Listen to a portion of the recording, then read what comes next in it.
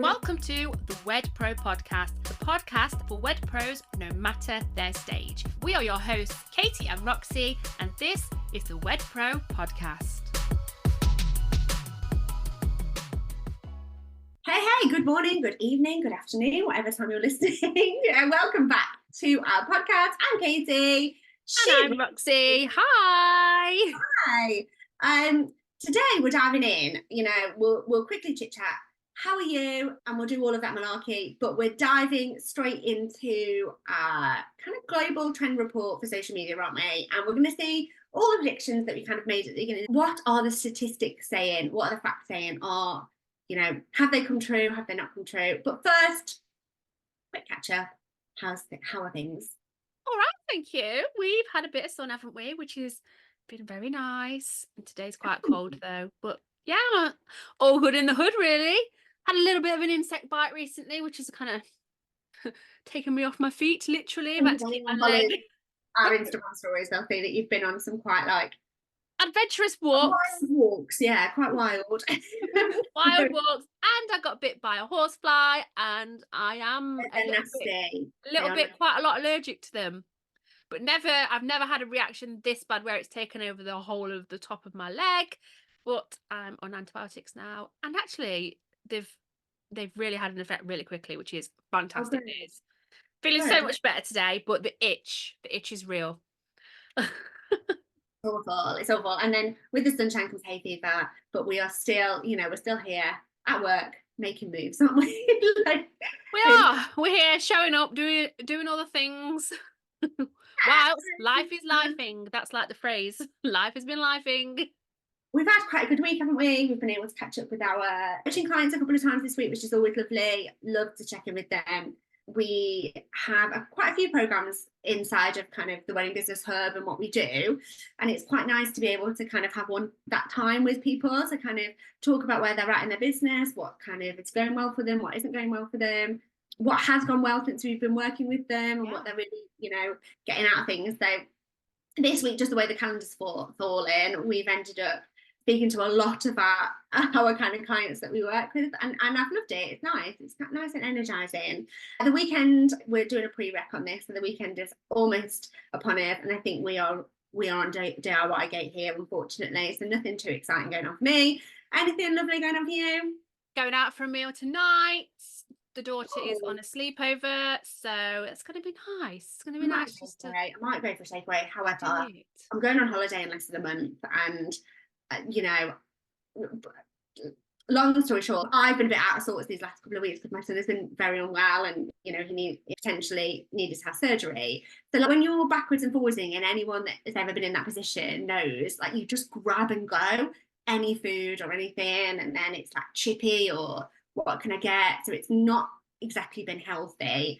And I'll tell you what, even when I've had good night's sleep, I can feel the impact of all of that food, and just how sluggish and tired and fatigued I feel. So this morning I was back. I am trying to, although I've said, takeaway, I think Would you have a healthy takeout? Is there a healthy option available to you in your area? Such thing as healthy takeout. I just don't think there is. You're so right. My daughter has just, found out that she's query gluten-free. So we're going through this, oh my word, transition of what can she eat, what can't she eat period at the minute as well. So the gluten-free range is in shops in the UK. I don't know about kind of the rest of the world, but my neighbour, I've been shopping for them to get them some gluten-free stuff in COVID. Really limited. Really, really limited. Better than before, I would say. The aisle in Tesco is getting longer, but literally you're talking a quarter of an aisle of food. Yeah, and I think it's all as well, she's just fussy like any kind of child, so it's finding things that work and don't work. But we're only at the beginning of this little journey that we've found that she's got an intolerance, so now it's about going to the doctor and getting tested properly. But for sure, she gets all of the symptoms, so that's what's been going on for us. But anyway, you're not here to listen to me and Roxy go on about all our life. Our life that's been lifing. Catch up there. Maybe the people are like, oh my word, do you life admin outside the podcast? But hey. No, I think everyone can relate, lots of parents listen. yeah, it is about those spinning of those plates, isn't it? And sometimes we're just spinning a few more, or they're spinning a little bit faster, or maybe they're toppling and falling over. And anyway, this week, the HubSpot. So HubSpot is kind of a social media tool. We've never really used it too much. No, we know of it. We know of it quite well, but we've never. However, their website is a really good website for kind of information on all things social. So they produce a report, and it's the Global Social Media Trends Report, and it came out a couple of days ago. And me and Roxy have had a quick kind of scan through it. And Let's be honest, hold on. This is all Katie's been talking about to me. Yeah. Telling everyone, I've got this report, blah, blah, blah, we're going to do a podcast on I it. geek out about stuff She's like this. literally loving it. I love it because I'm like, oh, for a number of reasons. Number one, it helps us to plan. Knowledge is power. Yeah, where our focus should be over the next sort of few months. But also, for those of you that are kind of long-time listeners of our podcast, you might remember that we do one every year actually, where we do our social media predictions at the beginning of the year. For those of you that kind of maybe are new to the podcast, yes, me and Roxy are wedding business coaches, but I would say kind of solidly foundations wise, we have a really good social media background. Yeah, social media is our jam. So I think like this is why. So this is kind of like, oh, a report. So anyway, it's landed. You can go and get the HubSpot report, and we'll drop a link for you to go and get it for yourself. It's quite extensive. It's very in depth. So me and Roxy have had a quick scan through, and we're going to pull out the bits and bobs that are relevant for you as small businesses in the wedding industry, and what we wanted to read it, analyze it, and then give you kind of our thoughts on what you should and shouldn't be doing, and where your focus should be over the next few months inside of your business. And then it's just going to be good to kind of hear as to what's staying the same, what's changing. We know, this landscape is constantly evolving and changing, isn't it? So and it can feel just like a guessing game, but this is why reports like this and us bringing you guys this information can be really, really helpful for your businesses to stop you guessing. And that is what we are all about, is making it easier. We will read the report so you can just listen to this podcast. And I think it's just also hopefully this will just help somebody. That's why we do it. That's it. Yeah, this is what we're here for. Okay, so we'll pop a link in the show notes for you to go and get it if you like to read things like this. If you're more kind of Katie, yes, geek out on stuff like this. But really, social media is just transforming even, kind of one of our main methods of communication. And this is one of the things that the report touches on. Like, we're living in kind of like social media first. That's where we put our information out, isn't it? And most generations are kind of living online now, aren't they? Yeah. Think about their screen time reports, think about constantly, in the news, especially in the UK, we're talking a lot about social media and whether children should be on social media, but it's kind of infiltrating, and any parent will know, screen time is just infiltrating kind of, we're living our lives online really, aren't we? And in the past, it may have been just something that professional marketers were doing and businesses were doing. But actually now, 1 in 5 people resonates as a content creator. And I think we're tipping the balance. We're starting to tip the balance here in terms of that there are more content creators, or we're about 50-50 content creators as there are users. So it's about how we can stand out online in a space that is becoming ever more noisy, ever more, there's more creators around, there's more content. But, this is why these things are really helpful, because yes, we may have to make some tweaks and some changes, but there are always ways around it. We're not saying at all, oh my word, it's a bad thing that there's more creators at all. I think it's just about how you can connect, how you can come across in a way that consumers want to support you, and people who use Instagram, social media, YouTube, Facebook, TikTok, all of the places, Threads, all of these places, they want to support businesses, and they want to get behind businesses that they connect with and believe in. And so yeah, I don't think anyone needs to be kind of put off by the point of there being lots and lots of other kind of users and creators on social media, and it's a bit of a noisy landscape. I think it's just about, jumping in. People are looking to kind of the creators for inspiration, advice, recommendations. It's just another channel. And, whether people are kind of looking for a new restaurant to go to, they want to share a funny meme, they, you know, want to share a conversation between texts. People go to social media for everything now. And yes, it's a bustling place. So we need to be kind of breaking the mold and standing out, don't we? We do. And there is, like you said, there are so many different social media platforms, and it can be overwhelming, noisy, feeling like you're battling against everybody else. Yeah, I completely agree. You hit the nail on the head there, but aren't there? There's so many social media platforms. It's just like I'm looking at this report now and I'm like, gosh, when you put it like that, report, it's a very noisy place. Is, but I think one of the things to always kind of really think about is, you know, is it working? And actually 80%, 82%, sorry, of social media marketers are reporting that their social media marketing is effective and it is working and it's being effective for their brand in 2023. And yes, there are some challenges. You know, one of the biggest social media challenges that businesses are reporting is being able to create engaging content. That's right up there, followed really closely by keeping up with the features and the algorithm updates. And I know that that's a frustration for some of the businesses that we talk about. Then it's finding ideas for new content. That's 16. This is one we hear so often, hence why we have Content Club. Yeah, and then reaching your target audience. People aren't really so concerned about keeping up with trends anymore. And I think that really goes to kind of this thing as to how we can stand out and really measuring what does success look like for you, and coming up with a social campaign or a social marketing plan that is going to work for your business. We don't tend to jump on trends just because it takes time out of our life to be able, we have to be very quick to react to stuff like that. And if we're jumping on trends, or, you know, something's going viral and we decide to jump on it, two things really. Number one, are we going to get that much traction because it, you know, potentially going to get seen by the wrong types of people if it does go viral? And secondly, you know, we just don't have the time, do we, to be like, right, we try to have a bit more of a considered plan of our posts that go out on social and our things that go out online and in our digital marketing campaign. And I would definitely, you know, that's good news to me that keeping up with trends is kind of further down the list of importance in terms of how people are ranking, what the challenges are for them.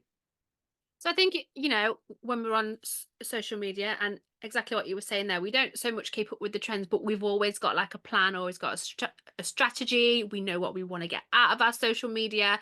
And I think that is a really important point here, is that you don't have to keep up with the trends for your social medias to be successful. It's about, you know, setting those clear goals and then analyzing the content that you've got there. And this is why the analytics are amazing. You don't have to be a complete geek to kind of work your way around the analytics, but they are there for you to measure your content to make sure it is aligning with your goals. And that is so important. I would say, you know, you need to spend a little time each week assessing which content's working, what's getting the most traction. So then you can tailor a plan that way rather than just running with trends. Yeah, for sure. And I think because you then put on the kind of the goals there, you know, the goals compared with like 2023 and what kind of we're seeing in 2024 have changed. So in 2023, the number one thing that brands wanted to be able to do was to increase engagement. So engagement such as comments, saves, likes, interactions with audience.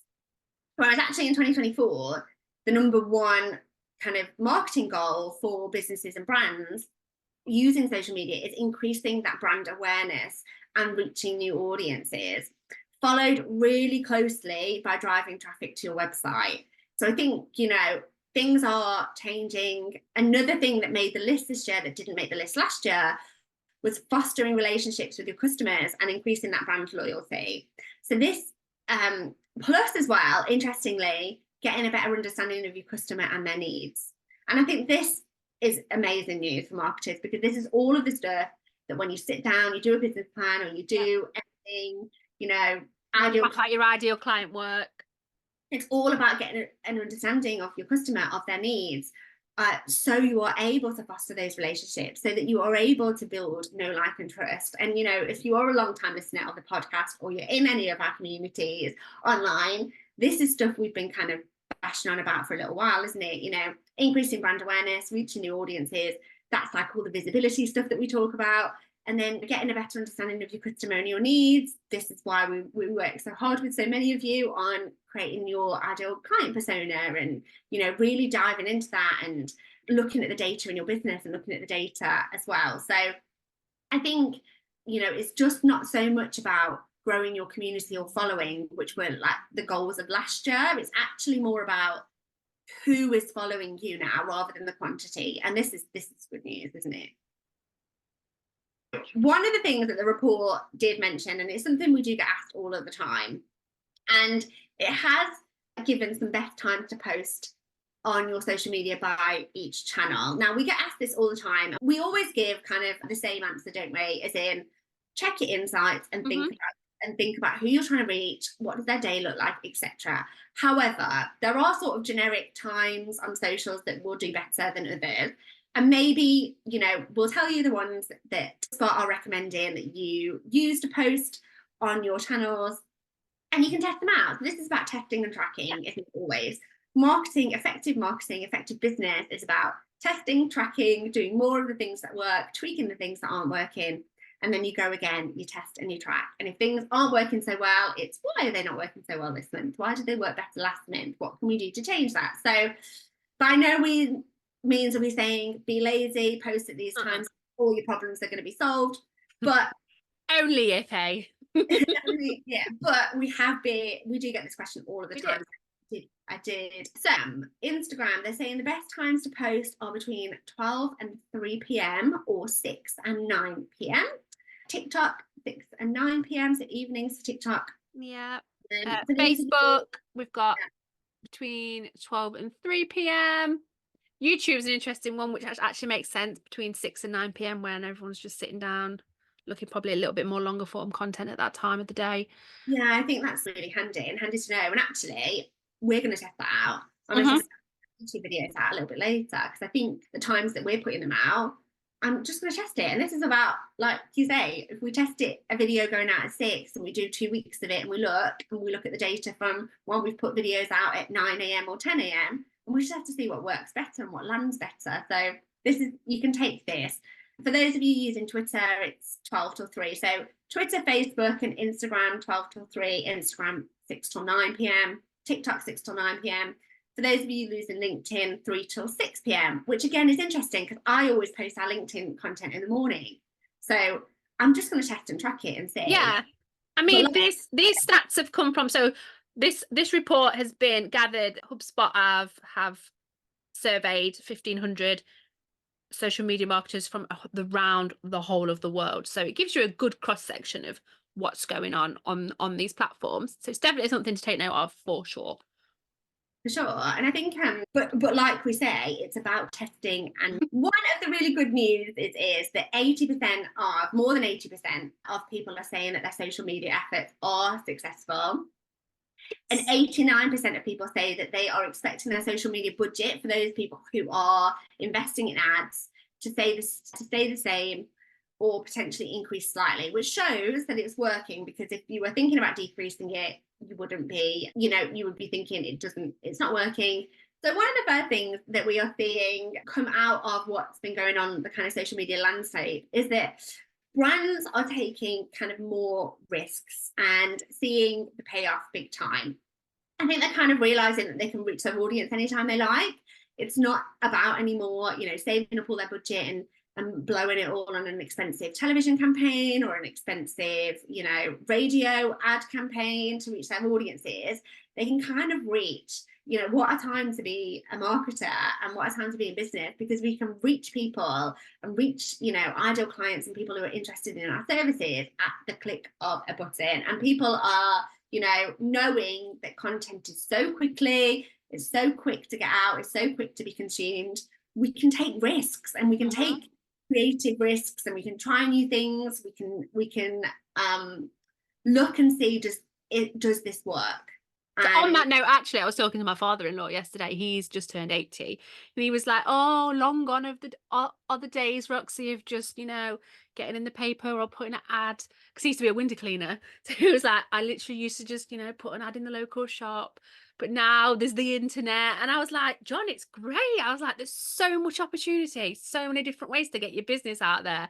And I was literally selling it to him. He was like, oh, that would have been handy. And it is, it's a great tool.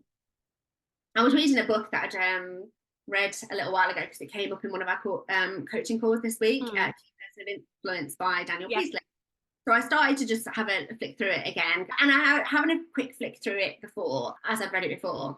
And in there, it was saying that, you know, years and years and years ago, like going back, you were either like, if we were born in the industrial era, you were either a worker or you were somebody that could afford a factory, and that's where you stayed.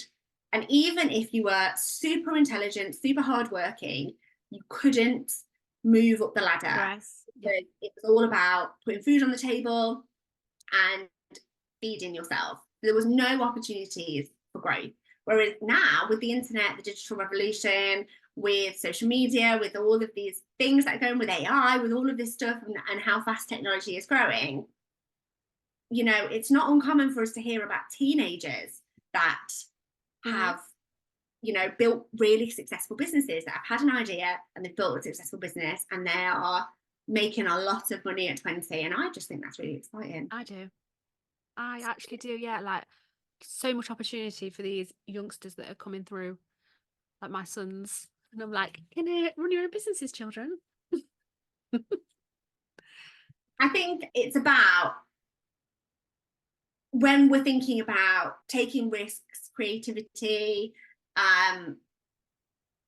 trying new things, it's about, you know, identifying not just who your target market is, but how they engage online, what do they care about, what do they like to do, and then have a think about how can you create content in a quicker way, because content can take such a long time. And yes, it's good to be considered, but if you're somebody that, you know, wants to stand out online, wants to grow, wants to kind of make an impact and wants to try this trend for your business, you know, it's about how can you, you know, speed processes up inside your business, whether you use AI, whether you just have all of your brand colors saved somewhere on your phone, whatever it is, whether you batch your reels. I think, you know,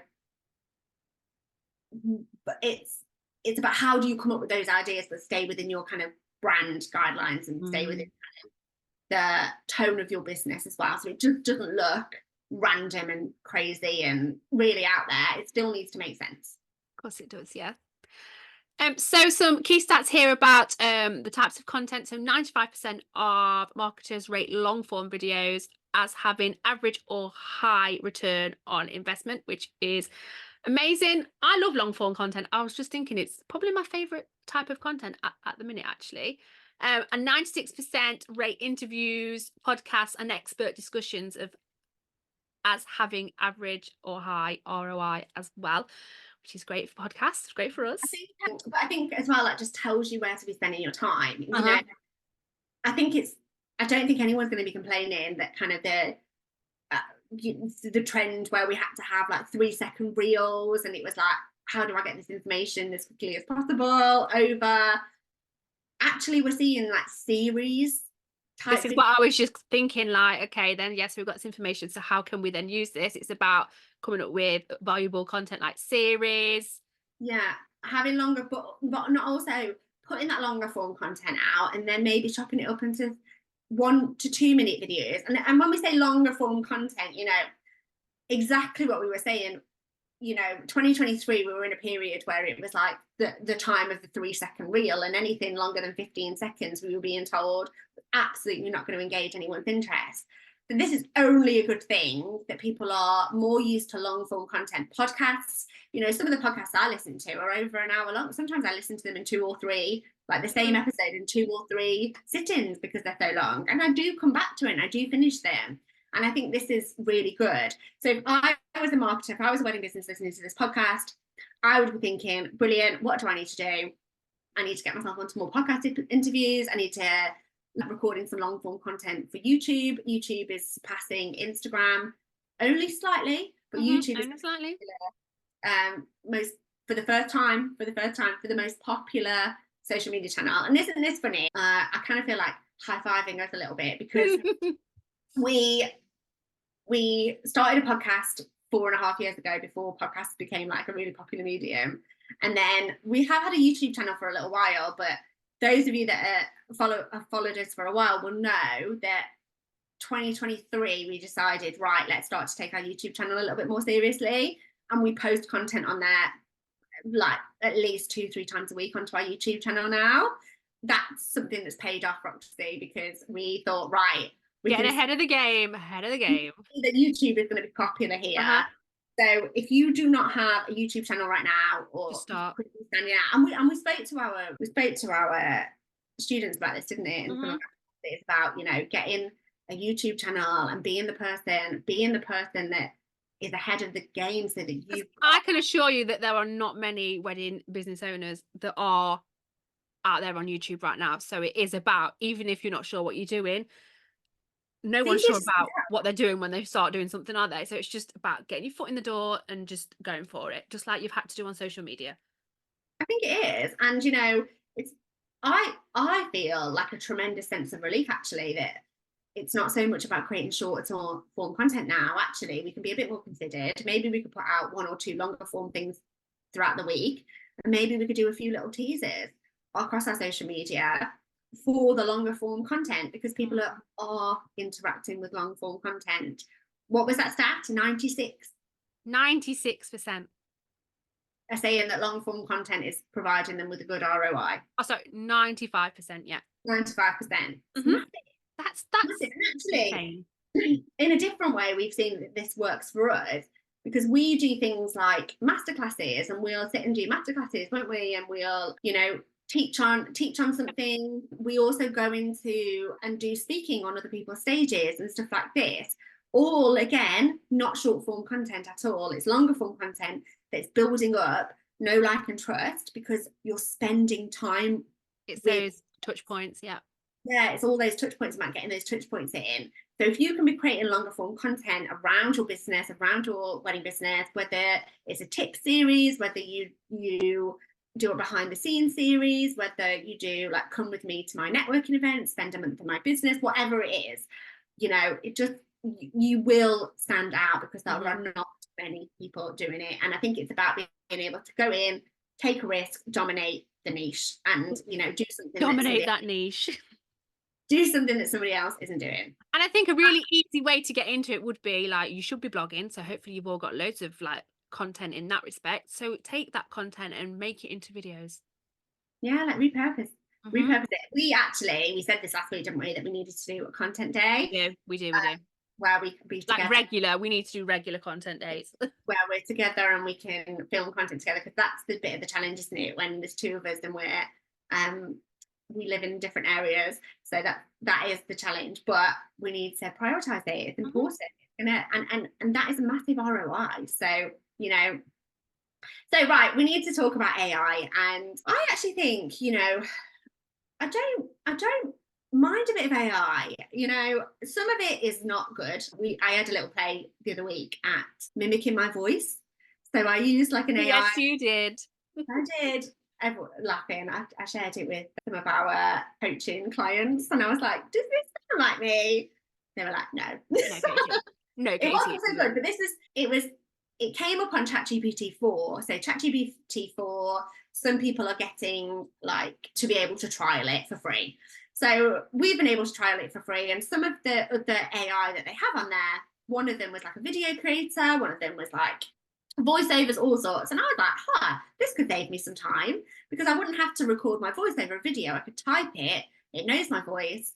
It could save me some time. And Instagram now, just for kind of all kind of honesty and purposes and just be clarity, Instagram has a tick box when you put a video on now to ask you, has this been generated by AI, so that you can just be fully transparent with your audience. Yes, I saw that. I did see that. Yeah, it's still my tips, it's still my, you know, whatever, but it could just be a speedier way of creating content. So I looked at it and I was like, oh, okay. Or, you know, we do a lot of online course material, or sometimes the online course material, people want that as an audio to just put into their ears. So I was like, okay, I can think of ways here that this is going to make our job a little bit easier.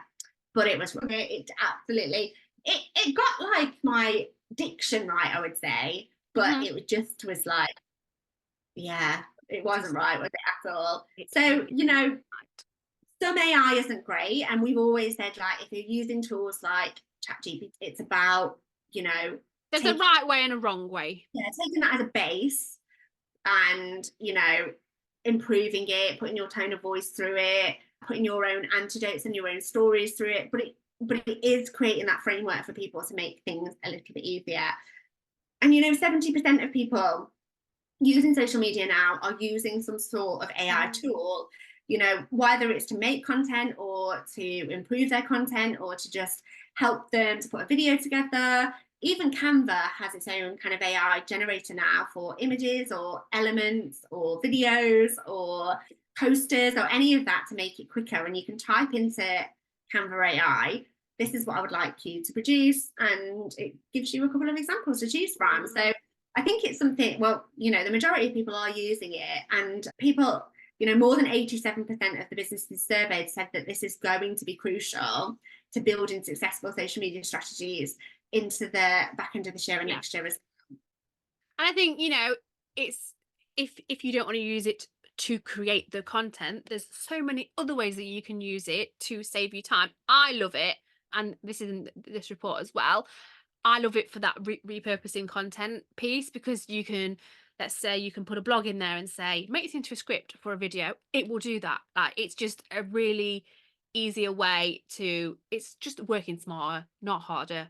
And I think it's worth saying that, yes, people are concerned that creating content with AI is going to hurt that reputation with their audience, but it's about being able to just be transparent and open. And I think if you're using it in the way that Roxy has just described, is then you're taking a blog that you have written and you have ownership of that blog and you have written it, you're not copywriting anybody else's work or riding off anybody else's work, and you're just asking these kind of things to maybe repurpose it or chop it up into 3 video ideas videos. or improve the content or check the spelling. You know, so many people really struggle with spelling, and, you know, writing isn't easy for everybody either, and some people even have English as a second language. But having that there is just an aid to help you and just to make things easier. And also it can just help you to turn your ideas and your thoughts into content ideas as well. We know that so many of you really struggle to come up with content ideas. It can be really good for getting ideas and inspiration. So we're not plagiarizing anyone's work, we're not passing anything off as, you know, anything that could harm anybody's reputation, but maybe you've got an idea, but you just need some extra input. You know, not everybody is as lucky as we are. We can bounce ideas between each other, can't we? And we can kind of, sometimes one of us will have something and then the other one will be like, oh yeah, that's amazing, let's do this with it as well, and we can really enhance it. Not everybody has that luxury. So, you know, you can pop things into these AI tools to just make things better and develop that content to be something better and something that is going to be a little bit more effective for your brand. And if you do want to have a dabble with ChatGPT or any of the other AI platforms out there, in this report, there's actually, you can click to try 190 ChatGPT prompts. So it gives you some prompts that you can go and have a play with, which I think is really great. I think as well, I'm pretty sure that we did something similar for the wedding industry. I believe that you created something, yeah, those of you that had our wedding fair blueprints and bought that course for £9, everyone, you had the option to then go on and buy like a bundle that was like all these things that can help you to make your marketing easier in your business. And one of the documents that we bundled up in that, I think that was like 20 quid. One of the documents we bundled up in that was probably 200 ChatGPT prompts that were wedding business specific to the things that you're going to need for business. And that was really popular. So if you've not been able to check that out, the only way you can get it is if you go and download the wedding fair blueprint, but we'll pop a link into the show notes as well. Okay, social media shopping, I'm loving this. And actually this is really true, because Roxy Bond has got with the times. I literally knew as soon as you said that. She is now one of the 1 in 4 who has bought a product. I have been influenced by Instagram on social media. Have you bought one within the last 3 months? Yes. Yes, she is one of the 1 in 4 people that has bought a product directly from social media in the past 3 months. And, you know, if I'm doing it, like, I am one of the last people to get on this bandwagon. So it's up actually 40% year on year, and actually half of Gen Zers, and millennials report buying a product directly on social in the past 3 months. I always buy things I don't know about. And this is funny actually, because what we know as well, and I'm sure that it is in the report somewhere, but we know this anyway, just from what we see happening on the digital landscape, is that people are using social media more and more like a search engine. Aren't they? Yeah. More than Google. But I don't think I quite fit into that bracket yet. I'm still a millennial. Like, well, I'm always going to be a millennial, aren't I? I don't get younger, so I'm always a millennial. But yeah, it's here. Consumers primarily do research via social media and video, not search engines. Yeah, so people are doing their research on social media. But if I know I want something, such as, I don't know, restaurants near me or takeaway near me, or I'm looking for, you know, something for my house, and I know specifically what it is that I want, I'll probably go to Google and do an image search or a keyword search into Google. However, quite often I'm influenced into buying things on socials from content that I see, from content creators that I like. Oh, that's a really good idea. Or, oh yeah, I could see me using that in my house, or that'd be really great for my kids. Or I actually tried some sleep patches, some little patches that are supposed to just encourage like you to wind down and go to sleep. I've never heard of that brand before. On social, a video popped up. I watched the video. I then went and read the reviews. So I did that research online, and I built the trust with the brand and bought something. And that decision process took me 5 minutes, from never hearing about the brand to consuming their content, feeling like you knew them enough to want to go on and purchase. You felt and it wasn't a massive purchase. It wasn't hundreds and hundreds of quid. It was like £20 probably. But I think, you know, that just goes to show that decision process doesn't need to be super lengthy. And we know Gen Zers are really into their research. We know that they are considered in their approach when they are looking to hire wedding suppliers. Check this out. Almost a third of Gen Zers and millennials are already using AI chatbots for everyday research. So they're using it for research now as well. Amazing. It's beyond my brain. But I think it just goes to show that you can create amazing content and create a connection with somebody incredibly quickly, and it doesn't need to be this super lengthy experience. Yes, it may take them a while to then go and do that research to decide that you are the wedding supplier for them, but actually you can pull them in with just that right bit of content that speaks and resonates to them. And, you know, 52% of marketers are using social media to be selling their products directly within the apps. One of the things that we've been kind of really going on about for the last year with the people that are working with us is how good Instagram stories and polls are for your business, for strike, if you use it in a way that is going to then strike up conversations and leads. 96% of marketers are saying that this strategy is working for them this year. It's something that we've tried and we're like, this is really working, and we've told people that are working with us, and we've been saying, right, this is what's been working for us, this is how we're opening up conversations with people, getting leads into our business. Try it for yourself. Go and try it. You have to remember that those people that are viewing your stories, they are like the ones that are most loyal to your brand. So yeah, this they're is primed, 96% people. Come on now. Yeah, and said that was worth their ROI, so worth the time spent, or any money that they put behind that. And we know it's worth the time spent. You know, you either spend time or money when it's ROI. So, you know, so people felt that Instagram, TikTok, the people surveyed felt that Instagram, TikTok, Facebook and YouTube offered the biggest ROI for selling and have the best audience targeting tools as well. But they also said that they were good for building trust and the strong relationships with their customers and social followers as well. I think one of the ways to build more trust is to keep up with the comments on your socials. Make sure that you're engaging with people, and that community engagement element.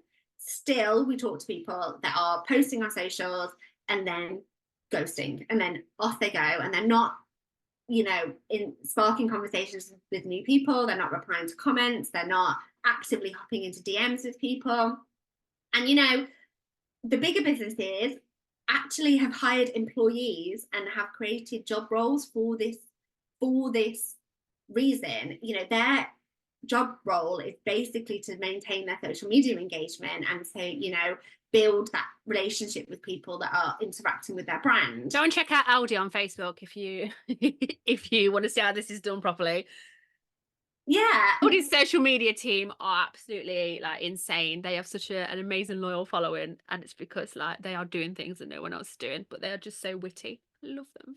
So some of the things you can be doing here really in terms of that kind of people using social media to shop is you want to be looking at optimizing your social media content for search. So optimizing your descriptions, your profiles, any way you can for search, because we know that people are searching on socials now rather than Google.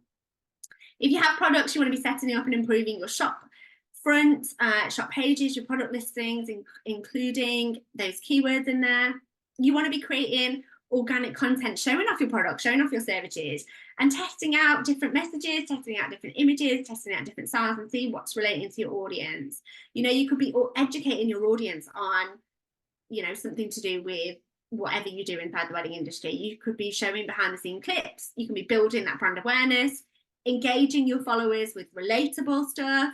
You know, yes, we had a little bit of live chat at the beginning, but exactly what Roxy said, hopefully that a few of you were able to relate. You know, yes, Katie and Roxy are human. Yes, Katie and Roxy have stuff going on in their life, and they get fly bites and they end up in hospital, and, you know, lives, you know. But it's about how you can engage your followers with that relatability, whether, you know, it's humor, whether it's parts of your story that you want to share, whether it's behind the scenes clips of your business, whether you got some stats on this one, whether you have something you care compassionately about that you can share that with your audience, and, you know, why you do what you do. All of these things will be relatable to people. And we hear all of the time, oh, but that involves me putting myself out there. You can't sell a secret, and I've said that this week. You cannot sell a secret. So if it comes to, oh my word, I'm gonna have to put myself out there. If you want sales, you know, we have to stop thinking about the person you went to primary school with that's never going to buy your stuff, or the person you went to high school with that, you know, you didn't particularly get on with, or your ex-boss, or whoever it is, ex-husband, whoever. We don't care about them. It's about putting yourself out there and doing it for your business and for your brand and for your customers, and, you know, educating them on things that are going to help them with their wedding, with booking you, with going through the process of working with you. And I do think that people really struggle with the kind of putting themselves out there, but we did a full podcast on this. It was only a couple of episodes ago, so go and listen to that podcast. If you are somebody that really struggles to put yourself out there, you don't need to put yourself out there in a total way. I shared a story about my daughter yesterday, and I did put a picture of her on there, but I absolutely took out her face whatsoever. And I shared a little story because she's setting up a little business, and she made me super proud with her and her friends is doing this little business. And I shared that story, and I didn't share a picture of her face. I didn't do anything that I wouldn't be comfortable with, but lots of people related to that. Lots of people found that, right, oh, that's cute, or yeah, that's amazing. I would feel proud if my child did that as well. So it's about how can you engage and relate to your audience. And check these out for stats then. So currently, just 63% of consumers say the content they see currently from brands is authentic or relatable. And only 59% say it's tailored to their interests. So we need to be doing more here. This is saying they are not relating to the content that they are seeing. So how it's about knowing who's your ideal client, how they're hanging out on social, what kind of videos are they engaging in, what are they watching, you know, what do they care about, what's their personality like, looking at them as like a whole person, and really giving them the answers that they're looking for as well, and thinking, right, what do they need to know, what do they use social media for, what is that purpose that they're doing.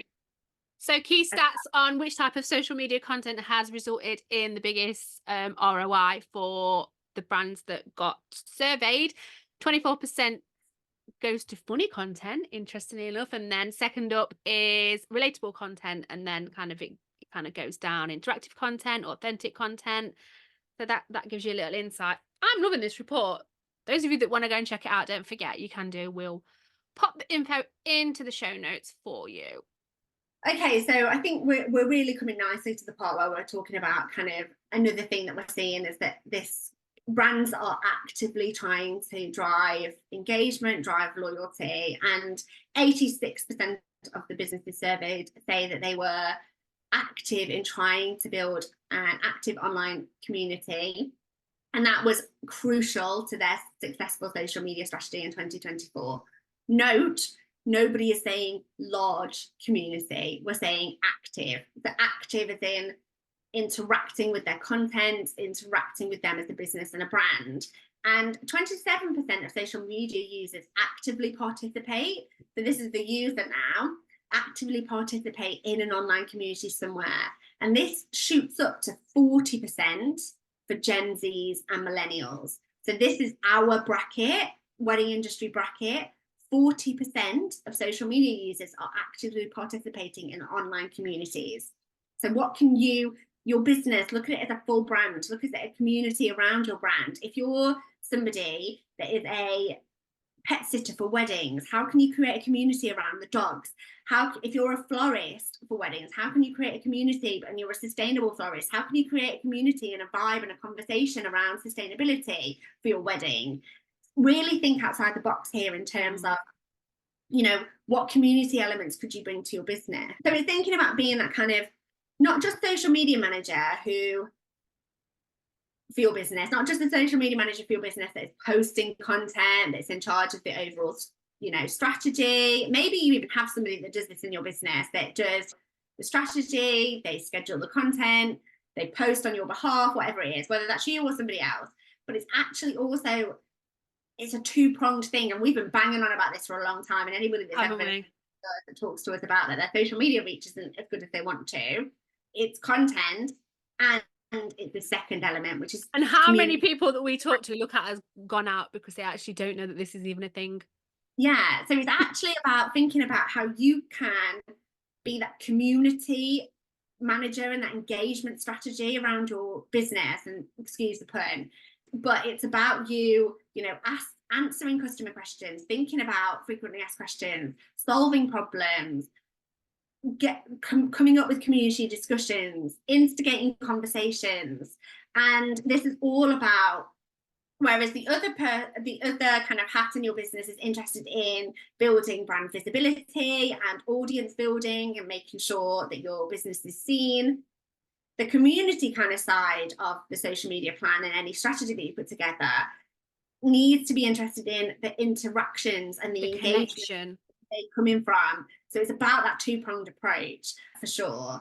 So some of the things that you can do is you can be, survey, like do a survey, ask your social media audience, this is one of the easiest ways to grow, right? Ask people, what do they want? It's probable that your audience, wants to have more meaningful connections on social media, and they're expecting more from the people that they're following now. So ask them, what would you like to see from me? You can do polls if you want to, and then don't just ask them and think, okay, job done.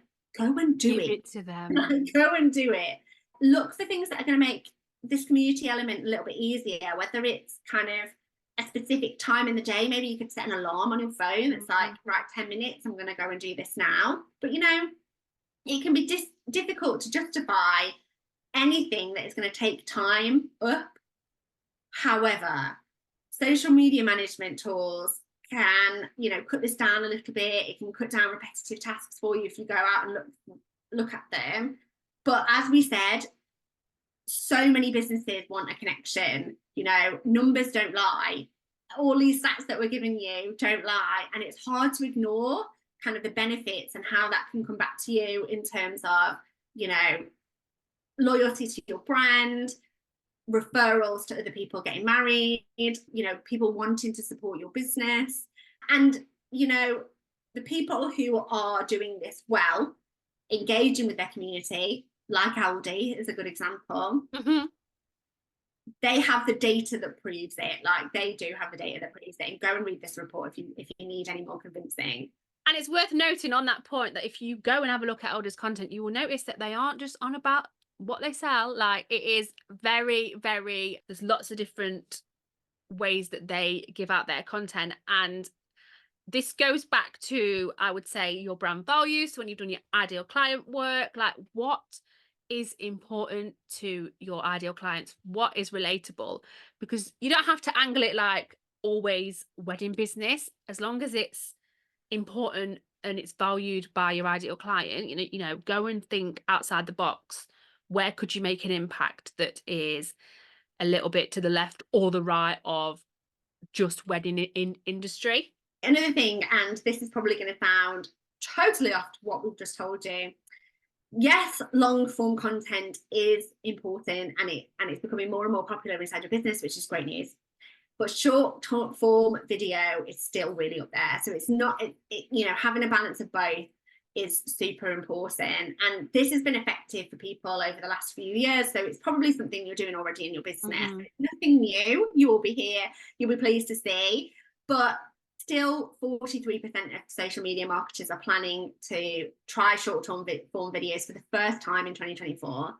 And 1/3 of people managing social media for businesses are planning to invest more in their short form content videos than any other content format this year.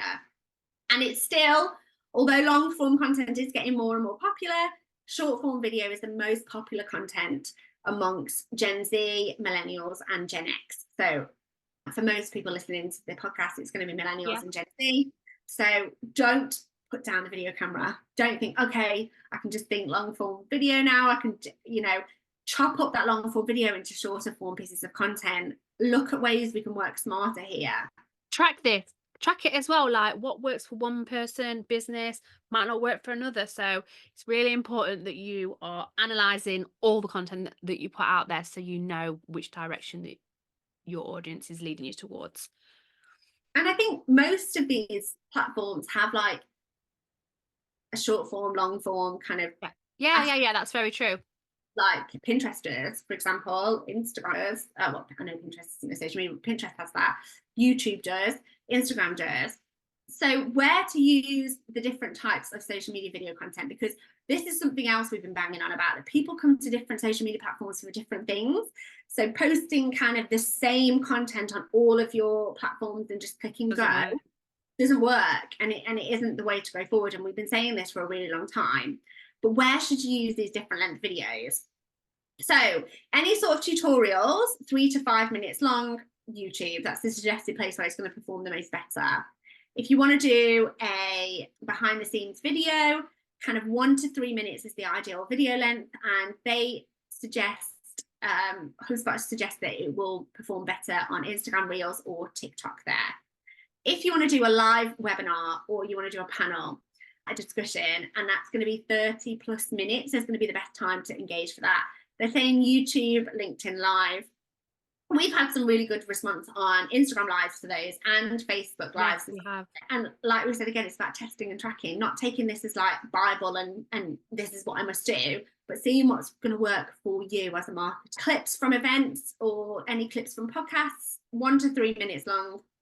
And the best place to pop those are Instagram Reels, TikTok, LinkedIn, and YouTube Shorts. So actually, we could be whacking some of that on LinkedIn as well, couldn't we? We don't actually put any podcast clips on LinkedIn at all. So I'm learning stuff from this that I'm like, this is some stuff that we can do. That's taking some notes. That much more than we're doing. We're already creating the clips. We're already creating the content. It's just about where can we put them? What can we tweak that's going to mean, whether it's a different time to post and try a different time or a different place to post, that just gets you the better results. And actually LinkedIn is such a resource that's underutilized in the wedding industry. And we won't go into it today, but this is one of the, the places that you can actually stand out as well. I think we need to have our LinkedIn connection come and do a podcast with us so we can pick our brains. Sure.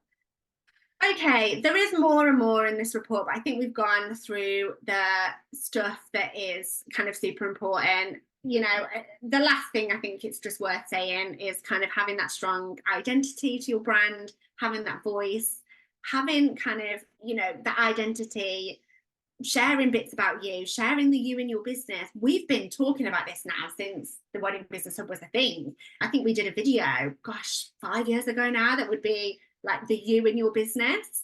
Do you remember? Yes, I do. I do indeed. And actually, it's more important than ever, like, for that brand awareness, for that connection. So think about your business as a whole. What do you want? What are those keywords that stand out? What do you want people to say about your business? And then how can you fit that into a content strategy that feels authentic to you? Using some of the stats, and hopefully some of the stats we've given you today have helped you have a little bit of direction, whether it not be the times that you're posting, the types of content that you're posting, where you want to post it, maybe you want to tweak a few things. The full report is about 40 pages long, and there's lots of examples inside there. So if it's something that interests you, I would definitely recommend that you go and check it out. It gives you a few ideas of how you can utilize each of the trends that we've talked about today. And there's a couple of extra ones as well on there. Oh my word, Roxy, how do you feel? This is one of our longest episodes for a while. I know. I was just thinking, this is going to be good for short form and long form content for us, because we will be able to chop this up. I was just looking how many countries they had surveyed. I think it's 12. So that's a really, really good cross section. What I would say is, don't let this overwhelm you. Anything that you've kind of heard today, don't think, oh my gosh, like I need to go away and completely redo everything. It's just about, having a look. If you're feeling like lots of things aren't working, go and do a bit of an audit on your social medias, and then pick and choose what you change and what you swap out. And if you are going to change anything, or give it time to take effect as well. These, when you change things on your social, it's not going to have a massive impact overnight. Give it 2-3 weeks, maybe even a month, and then kind of analyze how it's gone. Really. 90 days at least. 90 days to sit, look, track what's working, what's not working. People tend to fall into this kind of thing where they'll try something for a week and then it's like, well, that didn't work. Yeah. No, we don't know it's not worked yet. So yeah, that's it. Hopefully. Thank you so much. Thank you so much for listening. Can't wait to chat. There's so much exciting stuff going on for us. We've been chatting about some really exciting brand partnerships, and we can't wait to share them with you. We're just waiting for all of the bits and bobs to come back from the amazing companies that we're working with, but we're waiting to share some really exciting, amazing news with all of you about some special brand partnerships that we've got going on for the rest of very excited next year as well. So we can't wait to be sharing those with you. So keep your eyes peeled. If you'd like more content from us and you're loving what you hear, please do go on and leave us a review. It helps us to get this podcast out to more people. But if you're somebody that's like, where can I find out more about you girls? I need more from you. Head on over to our website. We've got a blog over there, www.theweddingbusinesshub.com, and we'll be back next week with a brand new podcast helping you to put actionable tips inside your business to build a more sustainable and profitable wedding business. Thank you so much for listening. Keep on smashing it. Roxy. Keep smashing it. Enjoy your week, and we'll see you next time. Bye. Thanks for listening to this episode of the Wed Pro podcast. Full transcripts of this episode, plus every other episode we have done, are available at www.theweddingbusinesshub.com/blogs. Thanks so much for listening. If you do have any questions about this episode or anything else at all, you can email us at info@theweddingbusinesshub.com. And if you are loving our episodes, which I know you are, make sure you hit the subscribe or follow button so you can stay updated with any new episodes that land. We look forward to seeing you on the next episode.